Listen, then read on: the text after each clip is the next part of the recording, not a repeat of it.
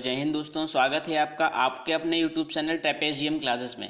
दोस्तों आज हम इस वीडियो में बात करेंगे हिंदी शिक्षण का जो आपका सेकंड पेपर होता है उसके बारे में हम बात करेंगे। तो चलिए देखते हैं आज के जो इम्पोर्टेंट क्वेश्चन हैं वो कौन कौन से हैं। आज का जो इम्पोर्टेंट क्वेश्चन है पहला है कि ध्वनि क्या है तथा हिंदी भाषा की प्रचलित ध्वनियाँ कौन कौन सी हैं। इस क्वेश्चन में हम सारे जो आंसर्स हैं, ध्वनियाँ क्या हैं, हिंदी भाषा की प्रचलित ध्वनियाँ कौन कौन सी, इन सभी के बारे में हम कवर करते हुए चलेंगे। चलिए देखते हैं आंसर्स क्या है। ध्वनि ध्वनि मनुष्य के भावों, विचारों तथा अनुभवों के आदान प्रदान करने का माध्यम क्या एक भाषा है। जो मनुष्य के भावों, विचारों तथा अनुभवों के आदान प्रदान करने का माध्यम भाषा है। या फिर इसको हम बोल सकते हैं ऐसे कि भाषा की सबसे छोटी से छोटी इकाई ध्वनि है। मतलब जो भाषा है, भाषा की सबसे छोटी से छोटी इकाई ध्वनि है। ठीक है, जिसके टुकड़े नहीं किए जा सकते हैं ध्वनि कहलाती है। इसके बाद हम देखेंगे ध्वनि के बिना किसी भाषा की कल्पना करना सर्वथा असंभव है। जो ध्वनि है, ध्वनि के बिना किसी भाषा की कल्पना करना सर्वथा असंभव है। या फिर ध्वनि भाषा का एक मूलाधार है। क्या है? ध्वनि क्या है? जो भाषा का क्या एक मूल आधार है। मानव जिसके द्वारा बोलता है या जो मुख के विवर से निकलकर, या जो क्या है मुख के विवर से निकलकर वागिंद्रिय के द्वारा कुछ वाणी प्रकट करते हैं, इसे क्या है ध्वनि कहते हैं। ठीक है, क्या कहते हैं? इसे ध्वनि कहते हैं। नेक्स्ट, हिंदी भाषा की प्रचलित ध्वनियाँ निम्न हैं। जो हिंदी भाषा की प्रचलित ध्वनियाँ कौन कौन सी हैं? तो हिंदी भाषा की जो प्रचलित ध्वनियाँ हैं वो मुख्य प्रकार की हैं। तो हम जानते हैं कि जो भाषा की सबसे छोटी इकाई ध्वनि है, इस ध्वनि को ही क्या है वर्ण कहते हैं। जो हिंदी भाषा की सबसे छोटी इकाई ध्वनि है, इस ध्वनि को ही क्या है वर्ण कहते हैं। वर्णों का क्रमबद्ध समूह, जो वर्ण होते हैं वर्णों का क्रमबद्ध समूह वर्णमाला कहलाता है। यदि हम क्या है वर्णों को एक क्रमबद्ध तरीके से क्या है एक वर्णमाला में क्या व्यवस्थित कर दें तो वो क्या कहलाता है? एक वर्णमाला कहलाता है।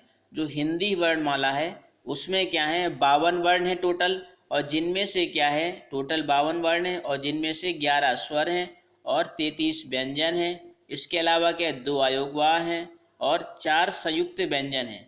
जो हिंदी वर्णमाला है उसमें 4 संयुक्त व्यंजन हैं तथा 2 द्विगुण व्यंजन हैं। जो 2 हैं वो कौन से हैं? द्विगुण व्यंजन। ठीक है। नेक्स्ट, ध्वनि के 2 वर्ण, इंपॉर्टेंट है आपका ये कि ध्वनि के 2 वर्ण कौन कौन से होते हैं। ध्वनि के जो 2 वर्ण होते हैं वो कौन कौन से होते हैं? पहला होता है स्वर, दूसरा होता है व्यंजन। लेकिन अगर हम बात करें स्वर, तो स्वर के अंतर्गत भी क्या होती हैं? स्वर 3 टाइप्स के होते हैं। एक होता है पहला ह्रस्व स्वर, और जो दूसरा होता है दीर्घ स्वर, और जो थर्ड होता है प्लुत स्वर। ठीक है। इसके बाद जो व्यंजन है, जो ध्वनि के 2 वर्ण हैं उनमें से एक तो स्वर है, स्वर के 3 भाग होते हैं। और जो व्यंजन है, व्यंजन के भी क्या है 3 भाग होते हैं। जो पहला है स्पर्श व्यंजन, जो दूसरा है वर्ग विहीन अंतःस्थ व्यंजन और वर्गहीन ऊष्म व्यंजन। ठीक है, मतलब जो व्यंजन है व्यंजन के 3 भाग होते हैं। पहला होता है स्पर्श व्यंजन, जो दूसरा होता है वर्गहीन अंतःस्थ व्यंजन, और जो थर्ड होता है वर्गहीन व्यंजन। ठीक है, लेकिन हम इसके बाद अब बात करेंगे स्वर के बारे में। स्वर क्या होते हैं? जो स्वर होते हैं, स्वर जो हैं आ ई ऊ ऋषि ए ऐ ओ औ, ये सारे क्या हैं स्वर के अंतर्गत आते हैं। ठीक है।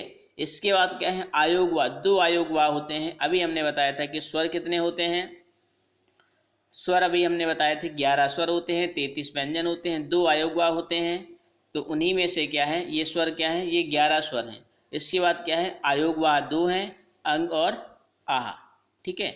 नेक्स्ट, व्यंजन, व्यंजन कितने होते हैं? 33, लेकिन इसके अंतर्गत आते हैं एग्जाम से वहाँ पे आपको लिखने के लिए आएगा क वर्ग, चा वर्ग, टा वर्ग, ता वर्ग और पा वर्ग के वर्ण लिखो तो वहाँ पे आपको लिखना होगा। अगर वहाँ पे आपको एग्जाम्स में आ जाए कि क वर्ग लिखो तो क ख ग घ ग। इसके बाद चा वर्ग, चा वर्ग के अंतर्गत च छ ज झ य। का वर्ग के अंतर्गत ये होते हैं 5, और चा वर्ग के अंतर्गत च छ ज झ य। इसके बाद अगर हम बात करें ट वर्ग की, तो ट वर्ग के अंतर्गत है ट ठ ड ढ ण। इसके बाद है ता वर्ग, ता पे है भी 5 होते हैं ता थ द ध न। ठीक है। इसके बाद है नेक्स्ट प वर्ग, प वर्ग की अगर हम बात करें पा फा बा भा मा। ठीक है, नेक्स्ट इसके बाद है अंतःस्थ व्यंजन। अंतःस्थ व्यंजन के अंतर्गत कितने वर्ण आते हैं? कितने वर्ण आते हैं? 4 वर्ण आते हैं। पहला जो वर्ण है वो है य र ल व। ठीक है, अंतःस्थ व्यंजन। इसके बाद है ऊष्म व्यंजन। ऊष्म व्यंजन के अंतर्गत भी क्या है? 4 वर्ण आते हैं। पहला है सा, खे, सा, खे, स, हा। ये सारे क्या हैं? 4 वर्ण आते हैं ऊष्म व्यंजन। इसे क्या कहते हैं? ऊष्म व्यंजन। अगर वहाँ पे आपको एग्जाम से लिखने के लिए आ जाए कि ऊष्म व्यंजन में कितने वर्ण आते हैं, तो 4 वर्ण आते हैं। और कौन कौन से होते हैं वहाँ पे आप लिखेंगे स, खे, स, ह। ठीक है, नेक्स्ट इसके बाद है संयुक्त व्यंजन। संयुक्त व्यंजन के अंतर्गत कौन कौन से वर्ण आते हैं? तो संयुक्त व्यंजन के अंतर्गत छ, त्र, ज्ञ और स्र, ये 4 वर्ण क्या हैं? संयुक्त व्यंजन के अंतर्गत आते हैं। अगर हम अगला पॉइंट है, अगले पॉइंट पे हम बात करें कि द्विगुण व्यंजन। हमने अभी बताए थे कि जो संयुक्त व्यंजन होते हैं 4 होते हैं और द्विगुण व्यंजन कितने होते हैं? 2 होते हैं। लेकिन कौन कौन से होते हैं? पहला होता है ड और ढ। ये क्या होते हैं? संयुक्त व्यंजन के, द्विगुण व्यंजन के अंतर्गत आते हैं। अगर हम संयुक्त की बात करें तो छ, त्र, ज्ञ और स्र, ये क्या है? संयुक्त व्यंजन के अंतर्गत आते हैं। चलिए बढ़ते हैं अगले क्वेश्चन की ओर। तो अगला क्वेश्चन है कि स्वर। अब हम बात करेंगे स्वर। एग्जाम से वहाँ पे आपसे क्वेश्चन पुटअप करेंगे कि स्वर किसे कहते हैं या फिर व्यंजन किसे कहते हैं। तो सबसे पहले हम बात करेंगे स्वर के बारे में। स्वर क्या होते हैं? स्वतंत्र रूप से बोले जाने वाले वर्ण स्वर कहलाते हैं। मतलब क्या है?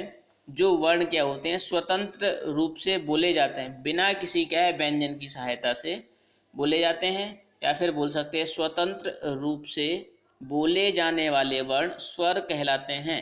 ठीक है, स्वर के उच्चारण में हवा बिना किसी बाधा के मुख से बाहर निकलती है। हिंदी भाषा में क्या है? कुल 11 स्वर होते हैं। अभी हमने बताए थे इसके ऊपर कि हिंदी भाषा में 11 स्वर होते हैं। और कौन कौन से होते हैं? आप वीडियो को क्या है पॉज करके आप उसका स्क्रीनशॉट ले लीजिएगा, तो आपको समझ में आ जाएगा कि स्वर कौन कौन से होते हैं? 11। नेक्स्ट है कि व्यंजन। व्यंजन किसे कहते हैं? चलिए देखते हैं व्यंजन किसे कहते हैं। जब प्राणवायु मुख व कंठ के अवयवों, जब क्या है? प्राणवायु मुख व कंठ के अवयवों, जब प्राणवायु मुख व कंठ के अवयवों से टकराती हुई बाहर निकलती है, जो तो जो ध्वनियाँ उत्पन्न होती हैं, जो ध्वनियाँ क्या हैं? उत्पन्न होती हैं, उन्हें क्या है? व्यंजन कहते हैं। ठीक है, एग्जाम्पल्स हम देख लेते हैं कि क, ख, ग, इन सभी में क्या है? जो वर्ण है ये प्राणवायु मुख व कंठ के अवयवों से टकराती हुई क्या है? बाहर निकल रही है, तो ये क्या है? ध्वनियाँ उत्पन्न होती हैं, तो इन्हें क्या है? ऊष्म व्यंजन कहते हैं। एग्जाम्पल्स की बात करें हम तो क, ख, ग।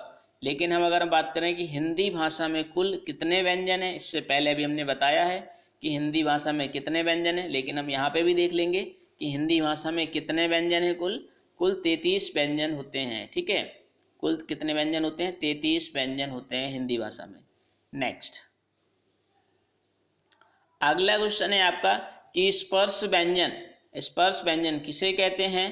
तो स्पर्श व्यंजन जिन व्यंजनों के उच्चारण में हवा उच्चारण स्थानों को स्पर्श मात्र करती है, जिन व्यंजनों के उच्चारण में हवा उच्चारण स्थानों को स्पर्श मात्र करती है, स्पर्श व्यंजन कहते हैं। और ये जो क्या है? स्पर्श व्यंजन होते हैं 5 वर्णों में विभाजित हैं। जो स्पर्श व्यंजन है, तो स्पर्श व्यंजन को 5 वर्णों में विभाजित किया गया है। पहला जो है वो है अंतःस्थ व्यंजन। चलिए देखते हैं अंतःस्थ व्यंजन के बारे में। तो जिन व्यंजनों के उच्चारण में जिह्वा मुख के अवयवों या फिर मुख के किसी भाग को नहीं छूती है। मतलब क्या है? जिन व्यंजन जैसे क, ख, ग, इनके उच्चारण में जिह्वा क्या है? मुख के अवयवों या मुख के किसी भाग को नहीं छूती है और बिना रगड़ खाए हवा मुख से बाहर निकल जाती है, तो उन्हें क्या है? अंतःस्थ व्यंजन कहा जाता है। जैसे क्या है? य, र, ल, व। तो इन व्यंजनों के उच्चारण में क्या हो रहा है कि जो उच्चारण में जब जिह्वा है मुख के अवयव या मुख के किसी भाग को नहीं छू रही है, तो ये क्या है? अंतःस्थ व्यंजन के एग्जाम्पल्स हैं। नेक्स्ट है ऊष्म व्यंजन। ऊष्म व्यंजन किसे कहते हैं या ऊष्म व्यंजन को उदाहरण सहित समझाइए। तो देखते हैं ऊष्म व्यंजन किसे कहते हैं। जिन वर्णों के उच्चारण में हवा मुख से रगड़ खाती हुई, जिन वर्णों के उच्चारण में हवा मुख से रगड़ खाती हुई धीरे धीरे बाहर निकलती है उन्हें क्या है, ऊष्म संघर्षी या फिर ऊष्म व्यंजन कहते हैं। जैसे क्या है, स, खे, स, ह इत्यादि, ये सभी जो एग्जाम्पल्स हैं वो किसके हैं, ऊष्म व्यंजन के एग्जाम्पल्स हैं। नेक्स्ट है कि संयुक्त व्यंजन, जो संयुक्त व्यंजन है वो किसे कहते हैं। तो संयुक्त व्यंजन किसे कहते हैं, दो या दो से अधिक व्यंजन मिलने पर संयुक्त व्यंजन बनते हैं। जैसे क्या है, बहुत इंपॉर्टेंट क्वेश्चन होता है ये वाला कि छ जो है वो किन दो वर्डों से मिलकर बना हुआ है। एग्जाम्स में अक्सर पूछते हैं जो छतरी वाला जो छ है वो किन दो वर्डों से मिलकर बना हुआ है। लेकिन अगर वो क्वेश्चन में पूछे कि संयुक्त व्यंजन किसे कहते हैं, एग्जाम्पल सहित बताइए, तो आपको क्या पूरी डेफिनेशंस को एग्जाम्पल सहित लिखना होगा। लेकिन अगर क्या है वो ऑप्शन में पूछते हैं कि छ जो है किन दो वर्डों के मेल से बना हुआ है, तो आपको वहाँ पे लिखना होगा क प्लस छ जो है छ, ठीक है। त और र क्या है, त्र। इसके बाद नेक्स्ट है स और र मिलके क्या है, स्र बना हुआ है। इसके बाद है लास्ट है ज और त्र से मिलकर जो वर्ण है वो कौन सा बना हुआ है, ज्ञ, ठीक है। दोस्तों अगर आपको मेरा वीडियो पसंद आ रहा हो तो चैनल को सब्सक्राइब कर लीजिए, साथ ही साथ बेल आइकन को प्रेस कर लीजिए और वीडियो को ज़्यादा से ज़्यादा लोगों में शेयर कीजिए। Thanks for watching. जय हिंद।